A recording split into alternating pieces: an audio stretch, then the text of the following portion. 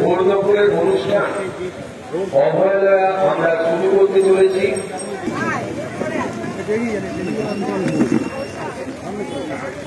হাত ধরে সোজা লাইনটাকে সুস্থ করে দিন।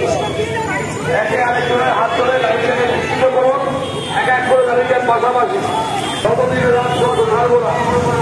আমাদের ভোট বৃহত্তমার উপর যারা এই অন্যায় করেছে, অপরাধ ঘটিয়েছে, সেই অপরাধের দৃষ্টান্তমূলক শাস্তির দাবিতে আজকে এই মহালয়ার ভোটে আমরা মানব